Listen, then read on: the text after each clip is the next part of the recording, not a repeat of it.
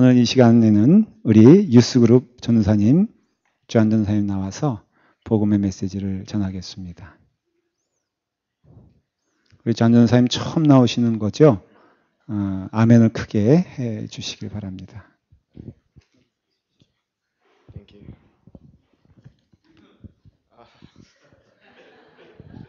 Today's scripture is from Matthew 28.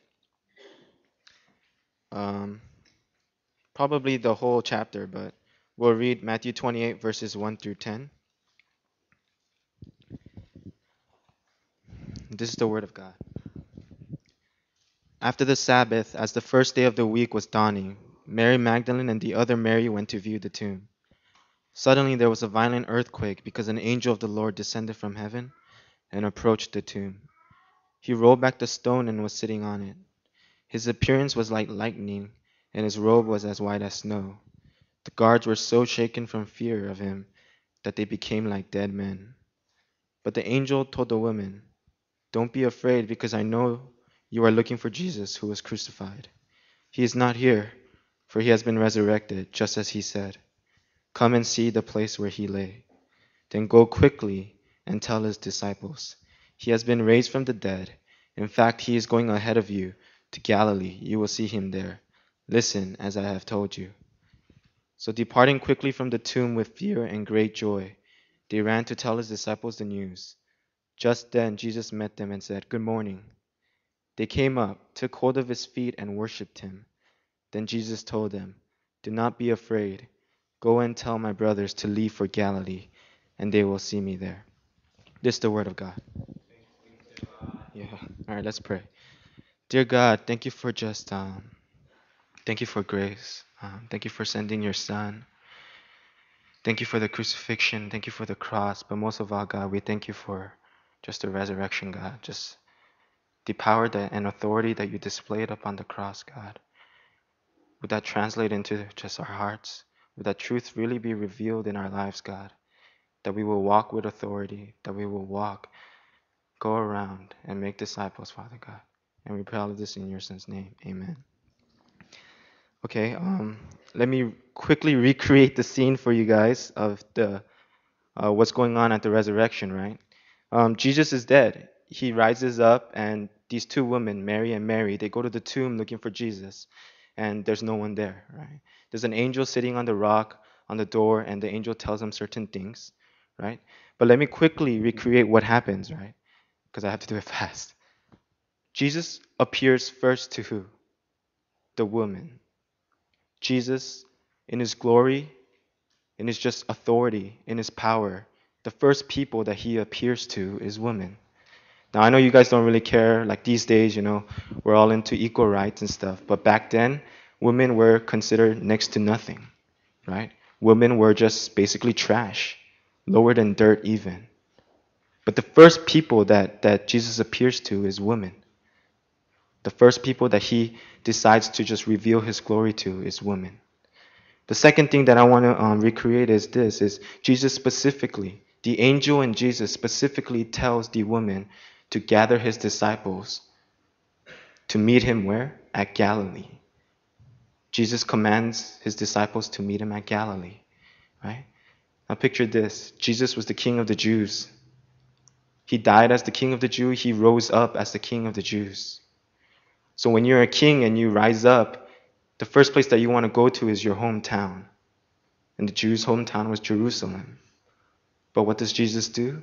He commands his disciples to meet him at Galilee, a Gentile town, a little town that's nothing compared to Jerusalem. So why does he do that? Well, we see in Matthew chapter 28, verses 11 through 15, in Jerusalem, the people that were supposed to be most excited, most in ecstasy, who were supposed to be celebrating the most, the Jewish people, what are they doing? They're making up stories. They're trying to explain the resurrection. They're trying to explain it. And what do? They pay off the guards, telling them to lie. The Jewish people themselves. Their king has risen, and they're paying the guards to lie. To tell them that if someone asks what happened to Jesus' body, just tell them his disciples came and stole him. So what does Jesus do? As the king of the Jews, he can't even go into Jerusalem. He has to tell his disciples to meet him at Galilee. Right? The third thing that I want to share with you is this, is in verse 16, Jesus is in his glory, he's resurrected, he appears to the woman, and he tells his disciples to come, and how many come? 11 disciples come, right?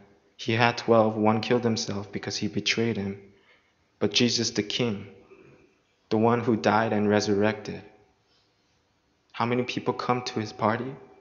11. His 11 disciples.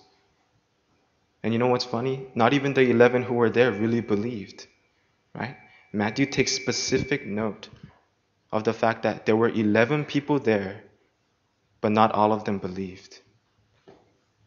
And this is what I want to get at right now is, why does Matthew recreate this scene?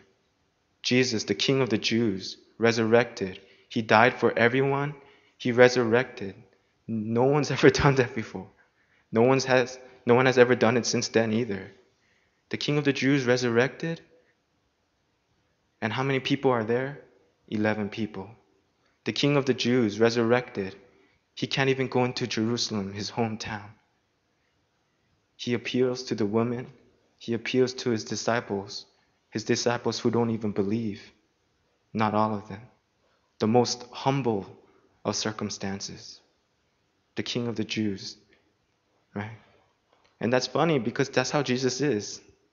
He comes into the earth through the most humble of these circumstances.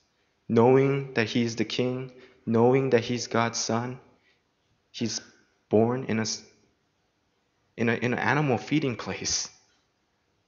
The most humble circumstances in his birth, the most humble of circumstances as the King. Right? And I think that's the funny thing too, is I don't know why, but Korean Christians, I don't think they emphasize the resurrection that much. Right? The thing that really gets on their hearts the most is the crucifixion. So many times I ask, some people are asked, like, how do you know you're a Christian? How do you know that you're saved? And the thing they answer with is, well, Jesus died for my sins. Touché, he did. But the greater part of the story is that he resurrected. The crucifixion is good news. That's why we have Good Friday. But the resurrection, the gospel is great news. And that's why we have the resurrection. That's why we have Resurrection Sunday. All right, let's pray, guys. Dear God, just thank you for grace once again. Thank you for your Son, for just seeing, Father God, from the beginning of time until the end, Lord, just the things that we need, needing a human Savior, God, that you sent your only begotten Son to die for us, Lord. God, we pray, Lord, that today, as we just really reflect upon your work, we will really begin to celebrate, that joy would overcome our body, that we will walk, that we would just jump and dance because just of the work that your Son has done for us, God. God, we just pray that you would just be with us. And we pray all of this in your Son's name. Amen.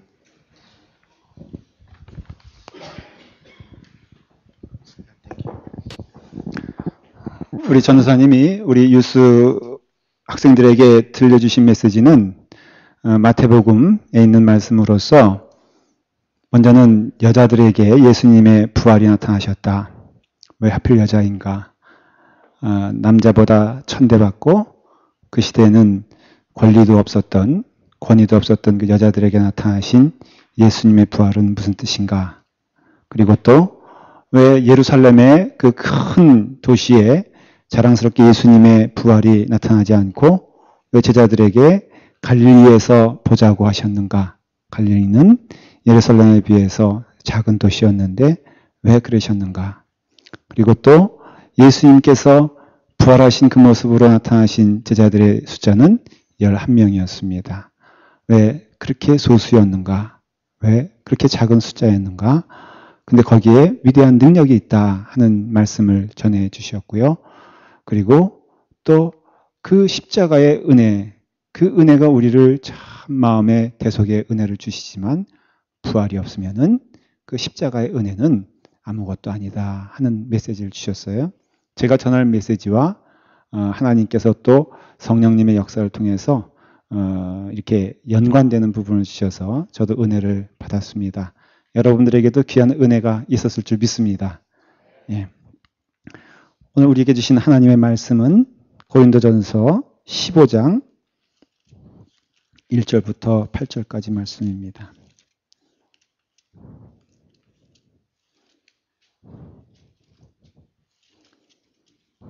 고린도전서 15장 1절부터 8절까지 말씀입니다.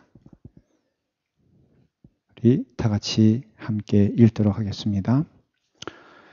형제들아, 내가 너희에게 전한 복음을 너희에게 알게 하노니 이는 너희가 받은 것이요 또 그 가운데 선 것이라.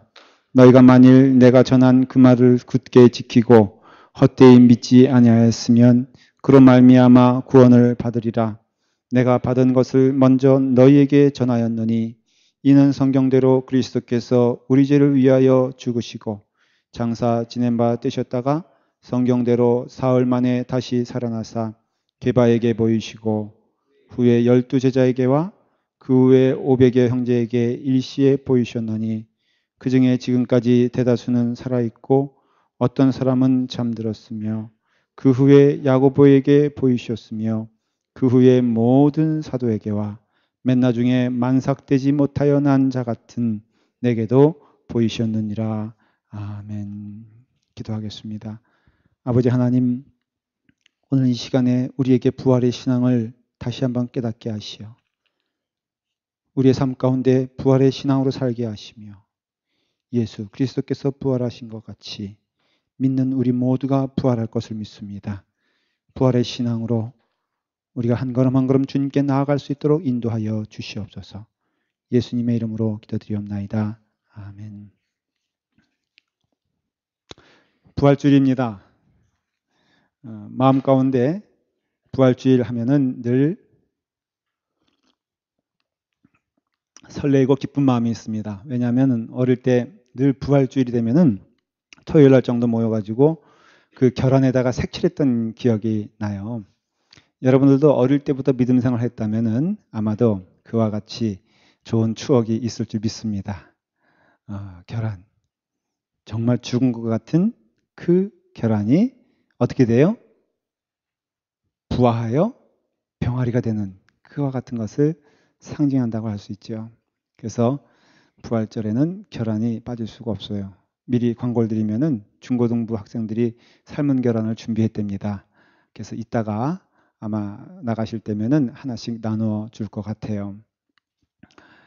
기독교의 신앙이라고 말할 때 우리가 다른 거 다 이렇게 정리하면서 본질적인 신앙으로 들어갈 때는 그 우리가 믿는 신앙은 무엇이냐? 딱 두 가지로 대답할 수가 있습니다. 하나는 십자가 신앙이요, 하나는 부활 신앙입니다. 우리가 중요한 기독교의 명절 두 가지를 말하면은 성탄절과 부활절을 말을 합니다. 근데 그 가운데 한 가지를 말하라 하면은 예수 그리스도께서 태어나신 성탄절보다도 부활절을 우리 기독교의 기준으로 삼습니다.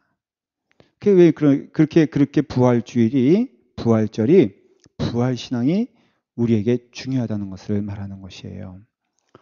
십자가의 신앙, 그 신앙도 부활의 신앙이 없으면은 그렇게 의미가 없는 것임을 성경에서 말해주고 있습니다. 십자가 신앙은 이런 것입니다.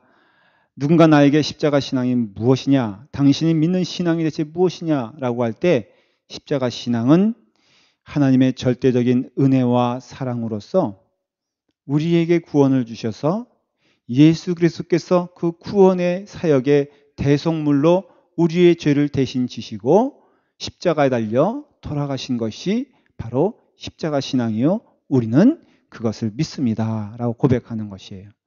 그래서 십자가 신앙의 가장 절대적인 기준은 예수 그리스도의 대속함과 우리는 죄인이다 라고 할 때 그 십자가의 신앙이 우리 가운데 신앙이 됩니다. 그러니까 우리가 죄인이기 때문에 구원받아야만이 살 수 있는 존재이기 때문에 그래서 예수 그리스도께서 우리의 죄를 대속하여 돌아가셨다라는 것을 말하고 있는 것입니다. 부활신앙은 무엇이냐면 죄의 대속물로 예수님께서 그 제사의 한 과정으로서 제물이 되신 것뿐 아니라 그 죄의 원흉, 사탄, 죄의 근본을 이기셨어요. 이기셔서 우리에게 능력으로 오신 것이 부활신앙입니다. 죄는 어떻게 하여 생겨났냐면은 하나님을 대적하여 생겨났으며 죄의 결과는 죽음이에요. 그래서 아담 이후 시대에 우리가 왜 죽느냐? 죄를 지었기 때문에 죽는 것이고 죄를 지어서 죽는 죽음이 바로 그 죄의 권세임을 알 수가 있어요. 근데 예수 그리스도께서 죄 가운데 온 십자가를 통하여 우리의 죄를 걸머주시고 돌아가시고 그것은 대속이에요. 그리고 죽음으로써 죄의 값을 갚으신 다음에는 그 죽음을 이기셨다라는 것은 바로 죄의 권세에서 우리를 해방시키고 능력으로 살게 하셨다는 뜻이며 하나님이 그 죄의 권세를 이기셨다라는 뜻입니다. 그렇기 때문에 이 부활의 신앙은 뭐냐면은 우리로 하여금 죄 가운데 해방시켜 주신 것뿐 아니라 죄를 이길 수 있는 능력을 주시고 우리에게 영생을 주셔서 새 삶을 살 수 있는 은혜를 우리에게 주신 것이에요. 우리 믿는 자들이 고백하는 게 무엇이냐면은 죄 가운데 우리를 구원해 주셔서 감사합니다. 거기서 끝나지 아니하고 이제는 죄를 대적하여 이길 수 있는 능력과 힘을 하나님이 주신 것을 믿습니다. 그렇지 않습니까? 여러분, 예수 그리스도를 믿는 사람들은 죄의 유혹에서 이길 것을 저희는 믿습니다. 죄의 권세에서 우리는 승리할 것을 믿습니다.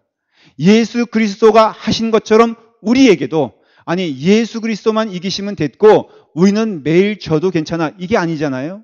성경을 보면은 분명히 새 삶, new being, new life, 새로운 인생을 우리에게 예수 그리스도를 믿는 자들에게 허락하여 주셨는데 그 부활의 신앙이 예수 그리스도의 부활만 믿는 것이 아니라 우리에게도 새로운 부활로 임하셔서 내가 이제는 그 사탄에게 지지 아니하고 죄의 권세 가운데 쓰러지지 아니하고 비록 공격과 어려움은 있다 할지라도 우리가 마치 눈보라 가운데 한 걸음 한 걸음 그것을 헤쳐나갈 수 있는 능력을 하나님이 우리에게 주시는 것처럼 우리에게 그런 능력을 주신 것은 무엇 때문이다?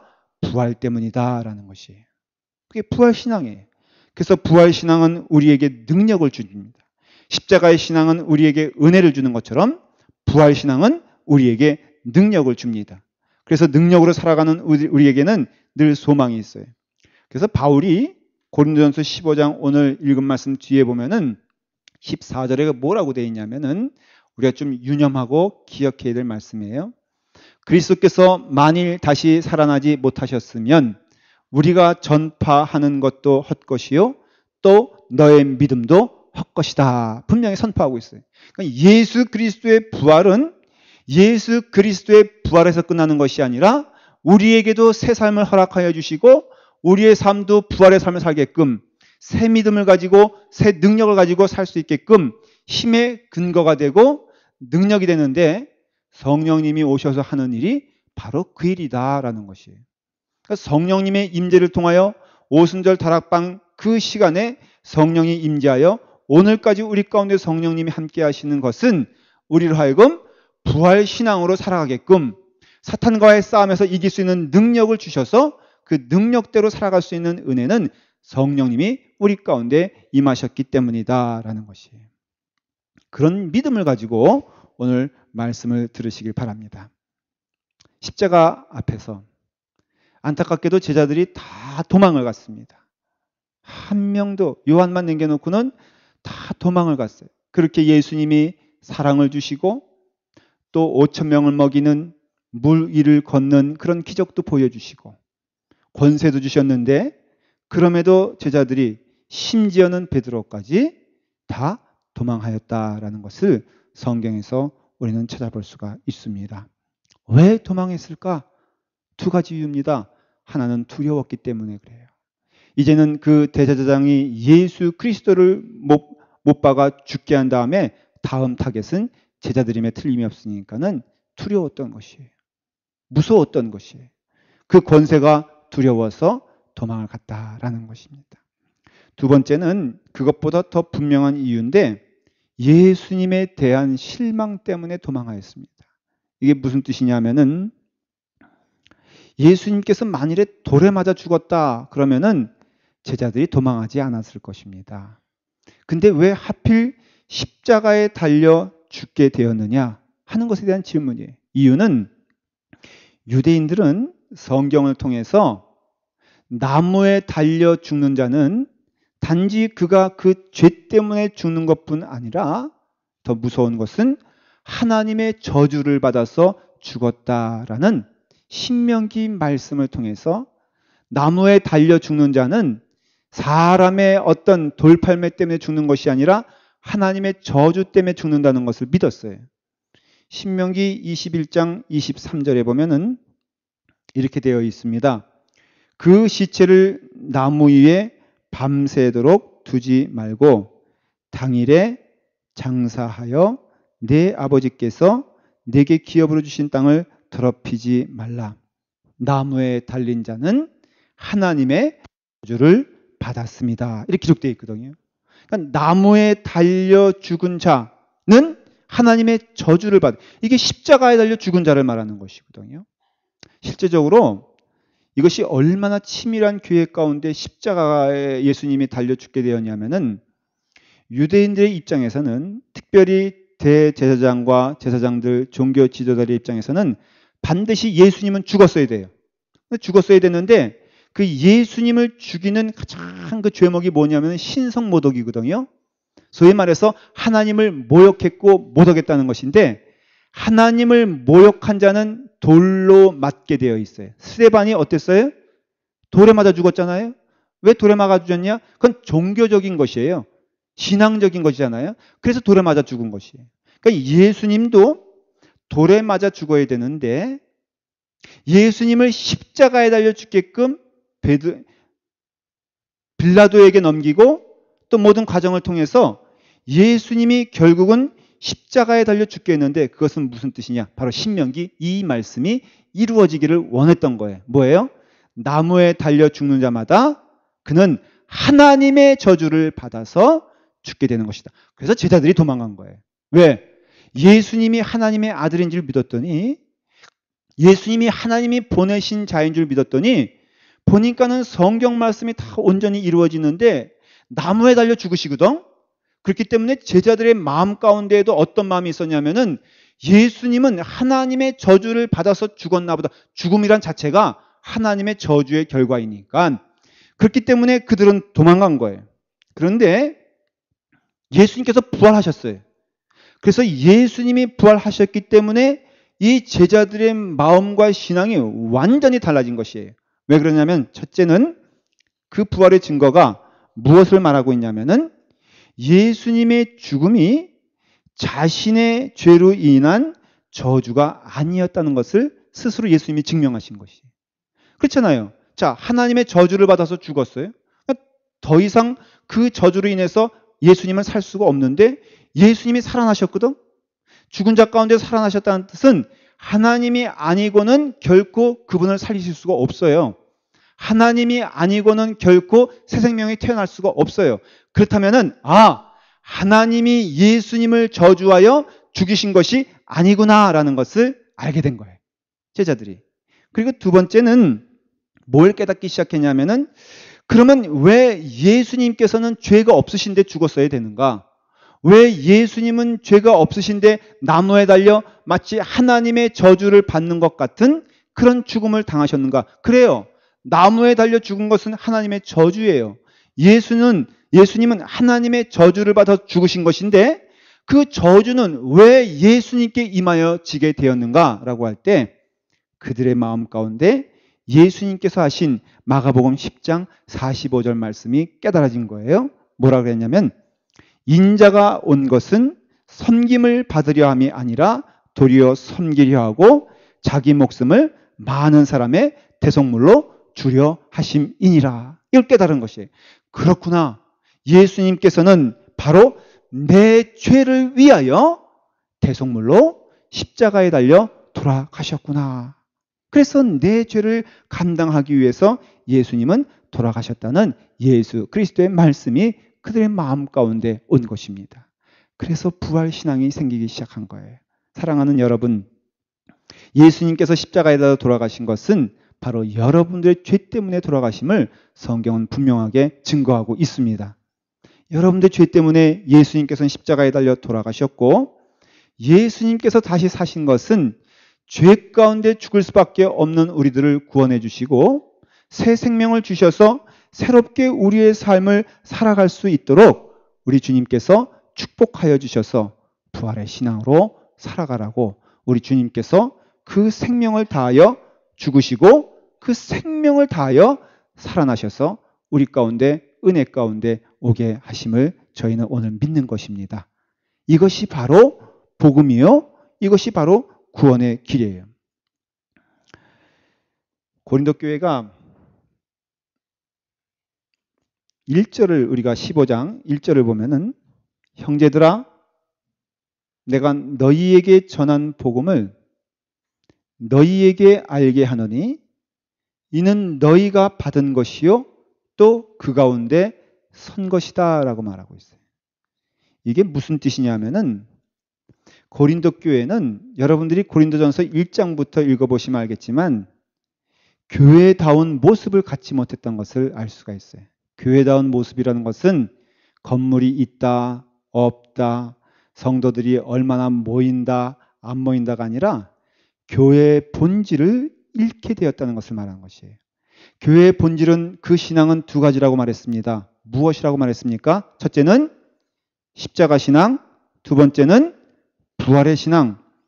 이것이 없어지니까 고린도 교회에 나타나는 현상이 극히 우리 가운데 보여주는 모습과 유사한 모습이 나타나기 시작했어요. 첫째는 예수 그리스도가 왕이시요 하나님이 우리의 모든 것 되시지 않으니 우리의 눈이 이제는 사람과 비교하는 눈으로 변하기 시작했다는 것이에요. 고린도 교회가 그랬다는 것이에요. 그래서 나는 아볼로에게 속한 사람이요, 나는 바울에게 속한 사람이요, 나는 베드로에게 속한 사람이다 라는 말이 나오는 이유는 거기에 예수 그리스도의 참된 복음이 들어가지 않았기 때문에, 들어갔어도 그것을 붙잡고 가지 않았기 때문에 그 다음에 나타나는 현상은 반드시 사람이 사람을 비교하며 사람이 사람을 미워하고 사람이 사람에게 분노하는 그런 모습들이 나타났다라는 것이에요. 우리 교회도, 아니 모든 교회가 동일하게 나타나는 현상은 뭐냐면 참된 복음 위에 그 믿음이 서 있지 않을 때 우리는 교회 안에 분란을 보게 됩니다. 저희 교회는 그러한 일들이 없기를 간절히 바랍니다. 그러나 두려운 마음으로 우리는 지금 우리 교회의 영적 건강을 봐야 돼요. 여러분, 혹시 여러분 마음 가운데 교회에 오니까 나는 누구 파야? 나는 누구 파야? 그런 마음들이 있으십니까? 대답하지 않으셔도 돼요. 나는 양파에 속할래. 아니야, 아무래도 양파보다는 대파가 낫지. 에이, 양파, 대파? 나는 그냥 홍당무 될래. 뭐 비유하자면 이런 것이에요. 나는 바울에게 속했어. 나는 아볼로에게 속했어. 나는 뭐 베드로에게 속했어. 나 그런 거 다 꼴 보기 싫다. 나는 예수파다. 그게 고린도 교회가 고민하는 내용이었어요. 왜 그렇게 되었을까? 오늘 사도 바울이 말한 것처럼 형제들아 내가 너희에게 전한 복음을 너희에게 알게 하노니 이는 너희가 받은 것이요 또 그 가운데 선 것이라. 서지 않았다는 것을 말하는 것이에요. 너희가 지금 거기에 서 있지 않다는 것을 말하는 것이에요. 너희가 지금 믿음이 병들었다는 것을 말하는 것인데 바로 무엇을 말하냐 하면은 우리 가운데 그런 부활신앙, 그 신앙이 무엇이냐면은 3절에 내가 받은 것을 먼저 너희에게 전하였느니 이는 성경대로 그리스도께서 우리 죄를 위하여 죽으시고 장사 지낸 바 되었다가 성경대로 사흘 만에 다시 살아나시며 하는 얘기를 하면서 그 5절부터 보면은 게바에게 보이시고 12제자에게 보이시고 500 형제에게 보이시고 그 다음에 지금까지 다 모든 영혼들에게 보이시고 야고보에게 보이시고 맨 나중에는 만삭되지 아니한 나에게도 보이셨다는 것은 모든 교회 구성원이 부활 신앙이 없다면은 그 교회는 건강한 교회가 아니요 올바른 길을 가는 길이 아니라는 것을 말하고 있다는 것이에요. 여러분, 우리의 삶 가운데 참으로 부활신앙이 있습니까? 그래서 내 삶에 죄를 죽이는 역사가 있습니까? 부활신앙이란 것은 제가 오늘 세 가지를 말씀을 드리려고 해요. 대체 부활신앙은 무엇이냐? 예수 그리스도께서 부활하셨어요. 그 뜻은 무엇이냐? 첫째는 우리에게 중생의 삶을 허락하여 주셨다는 것입니다. 과거의 삶이에요. 사랑하는 여러분, 여러분들은 죄 가운데 살고 있는 여러분들이 구원을 받아서 새로운 삶을 살게 하신 은혜는 누구 덕분입니까? 예수 그리스도의 덕분인 줄 믿으시길 바랍니다. 우리를 죄 가운데 있는 우리를 죄의 권세 가운데 그 몸의 핏값으로 사셔서 우리 가운데 구원을 주시고 그 죄의 권세가 우리를 침범하지 않도록 중생의 삶, 새로운 삶, 본 어게인의 삶을 주신 것은 예수 그리스도께서 부활하셔서 우리 가운데 임하여 주셨기 때문에 그렇다는 것이에요. 로마서 6장 11절에 그것을 뭐라고 말하고 있냐면은 우리는 부활로 인하여 이제는 죄에 대하여 죽은 자가 되었다는 것이에요. 여러분, 죄가 얼마나 무섭습니까? 얼마나 죄의 권세가 우리를 두렵게 합니까? 저는 이런 얘기를 들을 때마다 죄의 권세에 대해서 정말로 무섭게 생각하는데 술을 잘 즐기고 마시다가 예수 믿으면 술을 끊지 않습니까?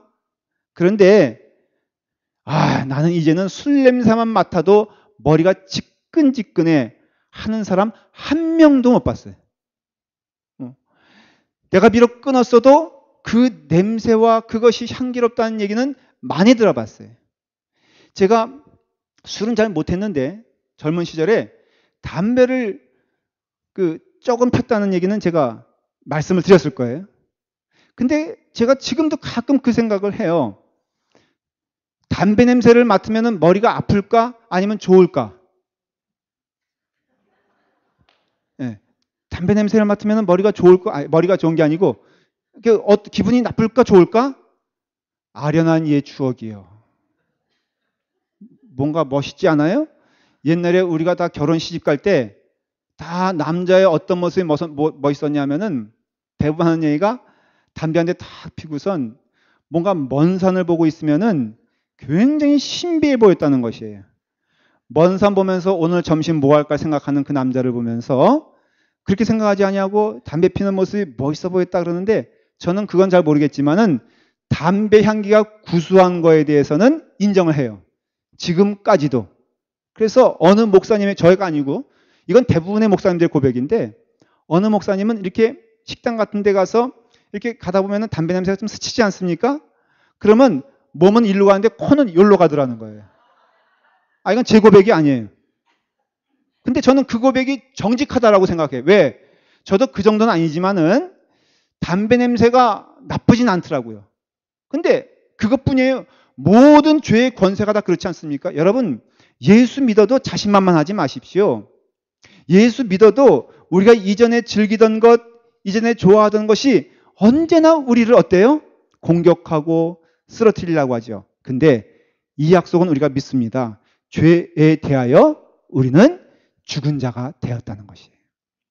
제가 그것을 고백하는 이유가 담배를 끊어도 사실은 이렇게 단칼에 끊는 사람도 있지만은 저같이 미련 떨고 그리고 또 미련이 남아서 끊었다가 폈다가 했던 경험이 있던 분들은 동의할 거예요. 내가 정말로 성령님의 은혜 가운데 거듭난 자가 되면요, 이제 그것으로 돌아갈 수가 없다는 것을 깨닫게. 한번 해보세요. 여러분, 오늘 그것이 의심스러우면은 여러분들 하지 마세요. 여러분들은 보니까 안 돼. 그러나 제가 아는 많은 믿음의 사람들은 다시 돌아가도 돌아올 수밖에 없어요. 예수님께로. 왜냐하면은 이제는 그것이 지배가 안 되는 것이에요. 지배를 못하는 거예요. 왜냐? 성령님의 역사가 그런다는 거예요. 이게 중생의 은혜라니까요. 거듭남의 은혜는 오직 성령님께서 우리를 핏값으로 사신 것이기 때문에 이제는 소유권이 성령님께로 왔습니다. 그래서 여러분들 때로는 유혹 가운데 여러분들 힘들고 어려워도 두려워하지 마십시오. 왜? Never come back. 돌아갈 수가 없는 게 하나님의, 이게 부활의 권세라니까요. 두 번째는 칭의의 삶을 살게 돼 있어요.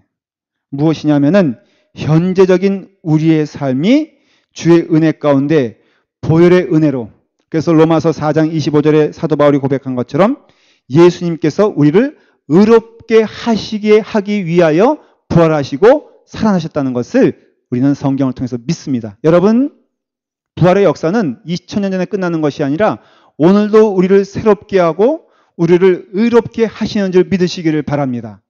그래서 우리가 오늘 예수님의 은혜 가운데 걸어가면요, 그 삶 자체가 주님께서 주시는 은혜 가운데 우리의 삶에 부활의 삶으로 살 수 있게끔 힘을 주시고 능력을 주시고 소망을 주신다니까요. 그러니 여러분 속으면 안 돼요. 누구한테? 사탄한테. 때로는 말씀드린 대로 죄의 권세의 유혹과 고난, 우리가 그 도전 가운데 때로는 쓰러질 수도 있어요. 근데 마치 그것은 뭐와 같냐면은 우리가 이제는 그 중앙의 정부군이 사탄에서 예수님으로 바뀐 거예요. 그러면 반란군도 있을 수 있잖아요. 그러나 반란군은 저녁에 숨어서 조금 총질하고 공격할 뿐 밝은 대낮이 되면은 결코 힘을 쓰지 못하는 것과 마찬가지로 우리 가운데 우리의 삶의 과거의 그 중생의 사건을 통해서 예수님께서 우리를 구원하신 능력이 부활을 통해서 증거된 것처럼 오늘 이 시간에도 우리를 의롭게 하신 히브리서 1장 3절에 보면은 죄를 정결케 하는 일을 하시고 높은 곳에 계신 위엄의 우편에 앉아 계셔서 우리를 위하여 오늘도 중보하시는 예수 그리스도의 부활의 능력이 우리 가운데 임하게 됨을 믿습니다. 오늘 여러분 쓰러지지 마세요. 부활의 능력을 믿는 우리는 결코 쓰러질 수가 없습니다. 왜? 오늘의 삶을 예수 그리스도의 부활로 살아가기 때문에 그렇습니다. 그리고 마지막으로 우리의 부활은 미래적인 사건이에요.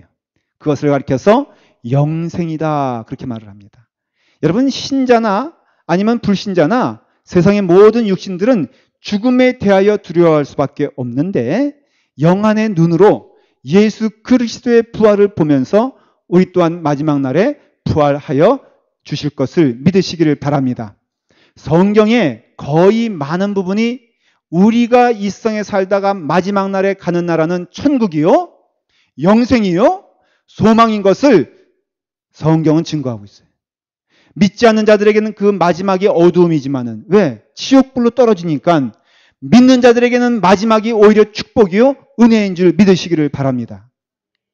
죽음의 권세를 이기신 예수 그리스도께서 우리 가운데 오늘 이 시간 영생의 축복을 주셨습니다. 제가 성경 한 구절 한번 인용해 볼게요. 베드로 전서 3장을 보시면 19절에 뭐라고 말씀되어 있냐면 그가 또한 영으로 가서 옥에 있는 영들에게 선포하시니라. 이것을 신학적으로 제가 해석해 드리면 이런 내용인 것입니다. 예수 그리스도께서 죽으신 것이 금요일입니다. 부활하신 날이 주일입니다. 3일입니다.